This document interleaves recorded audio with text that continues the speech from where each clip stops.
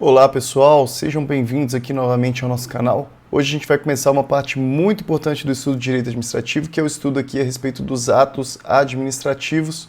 É uma matéria aqui que é importante tanto para quem está prestando concurso como analista, também para técnico. Vamos lá, primeiramente a gente vai precisar conceituar e a gente vai aqui ficar bastante, uma parte muito relevante da nossa aula aqui, trazendo o conceito para você sobre ato administrativo, porque ele é muito importante. Se você entender bem aqui a conceituação, você vai conseguir ter um bom desempenho no restante da matéria, tá? Isso aqui é uma parte muito relevante. Então, primeiramente, pessoal, de que forma que a gente distingue no direito, né? Então, primeiramente, nós temos os fatos. O que é um fato, né? Um fato é todo acontecimento. Em regra, aqui, qualquer acontecimento, né? Um fenômeno, por exemplo, que ocorre, né, um ato seu, qualquer coisa que acontece é um fato, tá? Então, a gente pode dizer que são eventos que sejam humanos. Então, por exemplo, o nascimento de uma pessoa, a morte de uma pessoa, um contrato que as pessoas fazem, isso é um fato. Ou também pode ser alheio às condutas. Então, um terremoto, um maremoto, uma árvore cai, isso é um fato. Fato é basicamente tudo aquilo que é perceptível por nós. Se nós conseguimos perceber por meio dos nossos sentidos, é porque é um fato. Agora, temos que entender que fato é uma coisa, agora fato jurídico é outra coisa. Nem tudo que ocorre possui uma repercussão jurídica. Não é tudo. Então, por exemplo, você tem um pensamento. Você tem um pensamento, pode ser um fato, já que é realmente um acontecimento, é um evento humano, o fato de você estar pensando. Agora, o fato de você pensar algo, isso possui algum tipo de repercussão jurídica? Em regra, não. Se não possui uma repercussão jurídica, a gente não diz que é um fato jurídico. Agora, vamos dizer que você faz um contrato com uma pessoa. Se você faz um contrato com uma pessoa, podemos dizer que ocorreu um fato ali, que é duas pessoas estarem entrando em um acordo e estabelecendo ali um contrato, então é um fato, e ele possui uma repercussão jurídica, já que existem ali leis, existem regras regulamentando aquilo, e existem repercussões patrimoniais, existem repercussões no estado das pessoas. Então, quando uma pessoa se casa, por exemplo, existe uma repercussão jurídica com relação àquilo, tá? Então, também existem outros fatos, né? Quando, por exemplo, ocorre um tsunami, por exemplo. Isso possui uma repercussão jurídica também, já que, por exemplo, diversos seguros terão que ser acionados, isso causa aqui estragos em muitas coisas, então existe uma repercussão jurídica também em eventos da natureza, além dos eventos humanos também com relação aos eventos da natureza. Tudo isso aqui, quando sofre algum tipo de repercussão jurídica, podemos dizer que é um fato jurídico, tá? Então, a gente divide aqui em fato jurídico humano e um fato jurídico da natureza. Primeiramente, um fato jurídico da natureza, podemos chamá-lo aqui de fato jurídico stricto sensu.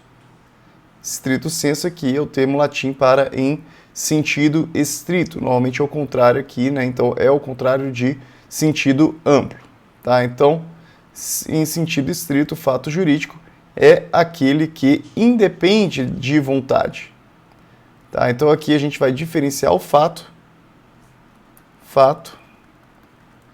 do ato. Por isso que a gente fala aqui fato em sentido estrito, então seria a interpretação mais rígida do termo aqui. A interpretação mais rígida do termo fato é aquela que não corresponde a uma manifestação de vontade. Ela corresponde ali a uma questão que realmente ocorreu, mas que não depende de uma vontade. Então a gente diz que um fato jurídico estrito sensu é aquele que independe de vontade.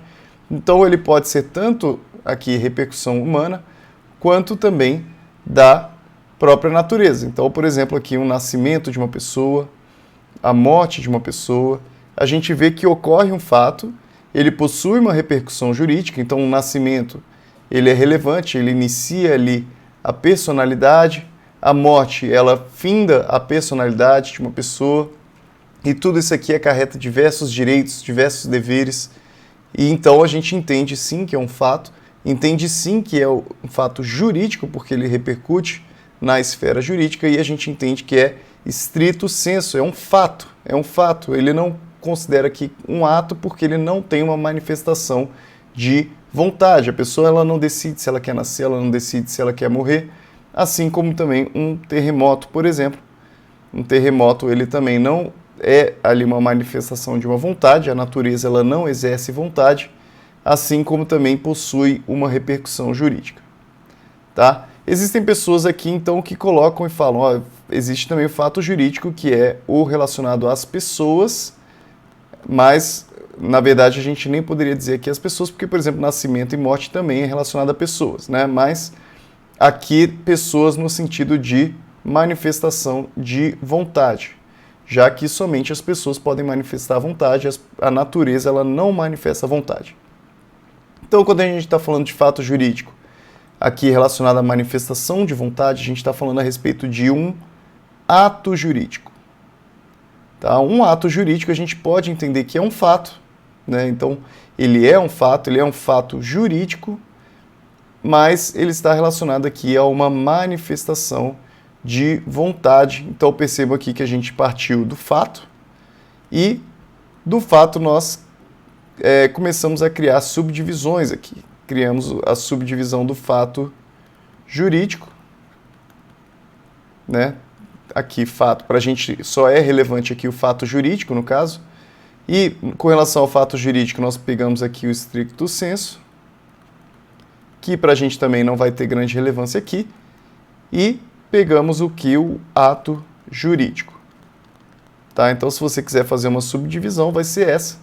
Tá? O fato aqui para a gente só tem relevância o que é fato jurídico, o que não é fato jurídico para a gente não faz diferença, já que não tem nenhuma repercussão jurídica, e subdivide então em independente de vontade e o que se manifesta por meio da vontade. O que se manifesta por meio da vontade é, por exemplo, um casamento, né? As pessoas elas decidem se casar em comum acordo, contrato, né? Duas pessoas que têm interesses ali contrapostos, então uma pessoa quer vender e a outra quer comprar, então elas firmam ali um contrato.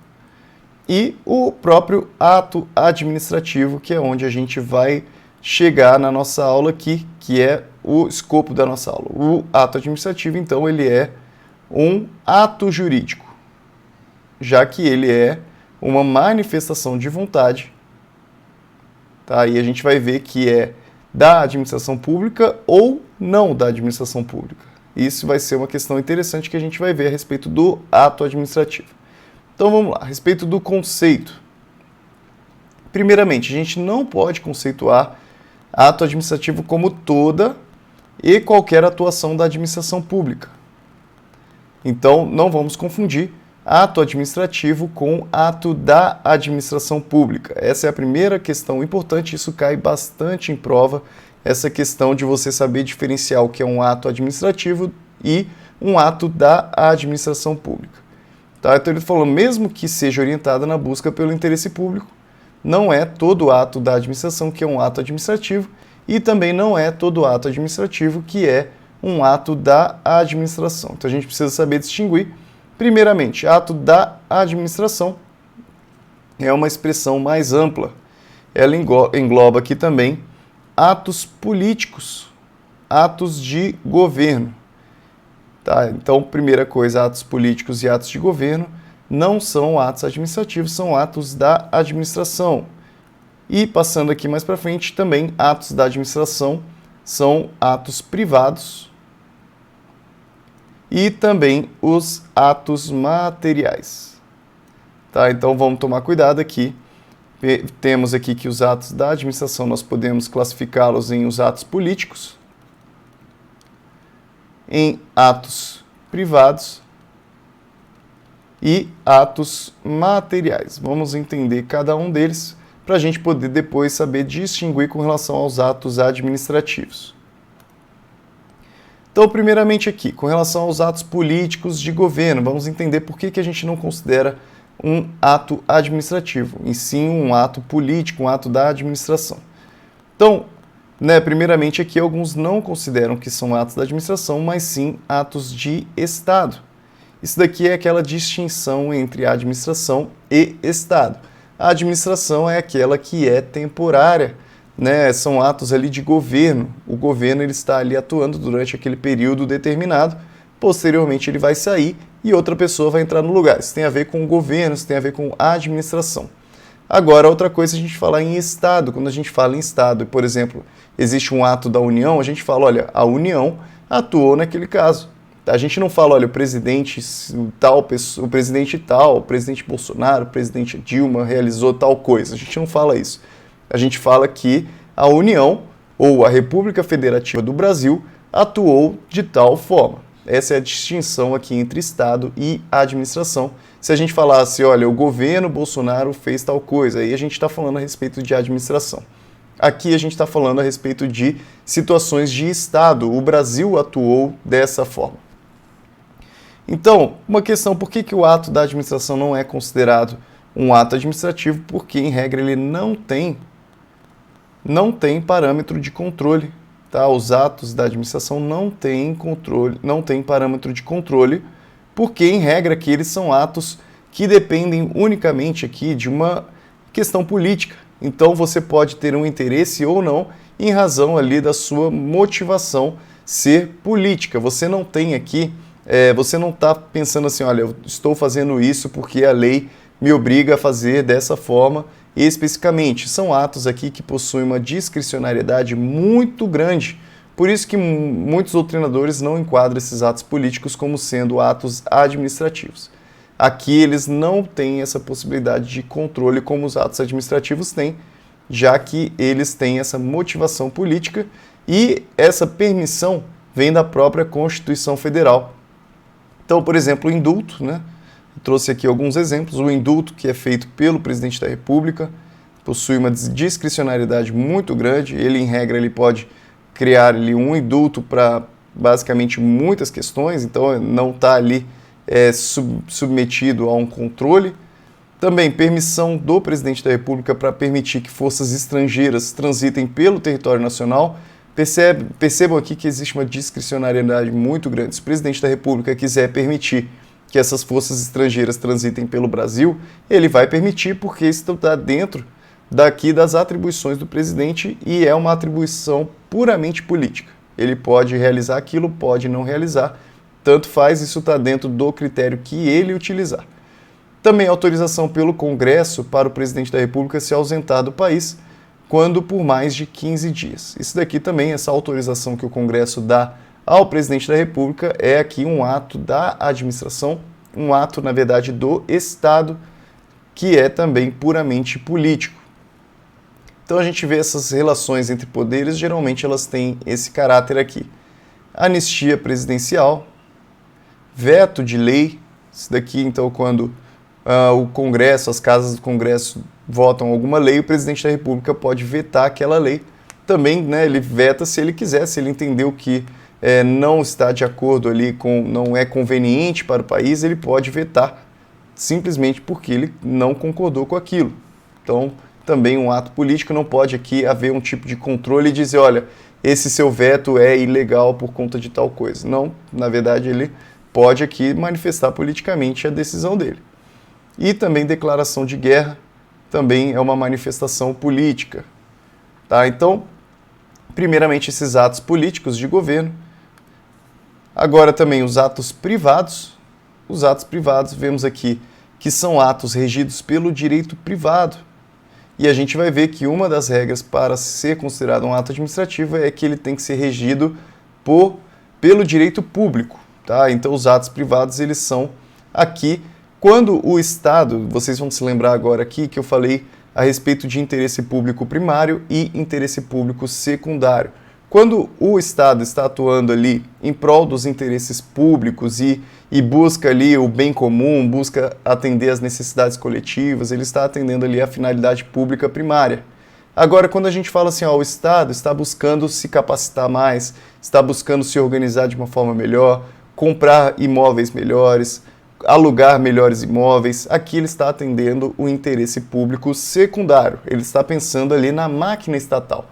E aqui em atos privados a gente pode pensar sim que tem a ver, então, por exemplo, com um ato ali em que ele está querendo locar um imóvel novo. Então, nesse momento em que ele loca aquele imóvel, ele está atuando como se fosse um particular. Ele vai lá e faz um contrato com o particular e loca aquele imóvel. Aqui a gente percebe que esses atos, como eles são regidos pelo direito privado, o Estado ele não atua com as prerrogativas dele. Tá? Então ele não possui aquelas prerrogativas que ele normalmente possui, baseada aqui na supremacia do interesse público sobre o privado. Aqui ele não atua dessa forma, ele atua como se fosse um particular. A mesma coisa quando ele também entra na concorrência, ali ele começa a atuar como um agente econômico. Então vamos dizer lá que as sociedades de economia mista e empresas públicas. A gente tem, por exemplo, a Petrobras. A Petrobras é uma sociedade de economia mista. Ela faz parte da administração pública indireta.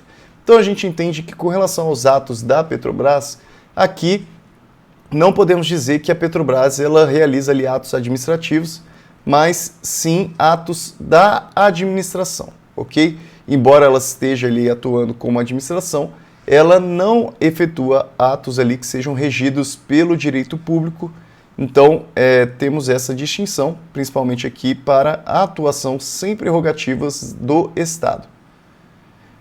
Tá? Então, também com relação aos atos materiais. Com relação aos atos materiais, nós entendemos aqui que são fatos administrativos, não são atos administrativos. Esses atos aqui, eles são de mera execução. Então, eu coloquei um exemplo aqui, ato que determina demolição, é um ato administrativo, é um ato ali dotado de vontade estatal, então o Estado quis demolir e aquela decisão ela precisa estar, lógico, balizada nas leis, você não pode sair demolindo qualquer coisa. Então, o Estado ele atua conforme a lei e determina que seja demolido tal prédio. Esse ato em si, ele é um ato administrativo. Agora, e o ato da demolição em si? Quando uma empresa vai lá e faz a demolição daquele prédio. Esse ato em si, esse ato material, esse ato de execução, é considerado um ato material, um fato administrativo, está relacionado à mera execução. Então, ele pode ser executado por qualquer particular contratado pelo poder público, ele não é uma manifestação de um ato administrativo. Tá? Aqui, para distinguir, agora a gente viu os atos da administração, vimos que são os atos políticos, os atos privados, os atos materiais, normalmente a prova. As provas caem muito a respeito dos atos privados, então tome cuidado especial com relação aos atos privados. Aqui, quando a administração pública está atuando como um igual ao particular, e a gente tem que saber distinguir que o ato administrativo ele é praticado ou não, isso daqui é importante, pela administração pública. Tá? Então, por que ou não pela administração pública? Porque o ato administrativo ele também pode ser praticado por concessionárias de serviços públicos. São aqui particulares, esses aqui são particulares, que em razão aqui de, por exemplo, uma licitação que eles vençam, acaba sendo delegado para eles uma parcela da atribuição do Estado. O Estado ele até poderia fazer aquilo de uma forma direta, mas como ele entende que seria mais ineficiente realizar uma tarefa de forma direta, ele delega aquela função para um particular por meio de uma licitação, por meio de algum tipo de seleção aqui que seja imparcial. Tá? Então ele delega para os particulares praticarem essas execuções de atividades delegadas. Tá? Então, vamos tomar cuidado aqui, porque o ato administrativo ele pode ser praticado, como também pode não ser praticado pela administração pública. Vamos ver aqui algumas questões importantes. Né? Então, eu estabeleci alguns critérios aqui para a gente entender o que é um ato administrativo. Primeiramente, né, nem todo ato administrativo é um ato da administração. A gente vê aqui que as concessionárias de serviço público, elas também exercem atos administrativos. Tá? Inclusive, atos ali de desapropriação, a gente vê que ato administrativo pode ser realizado por concessionária de serviço público. Tá? Então, esse é o primeiro critério.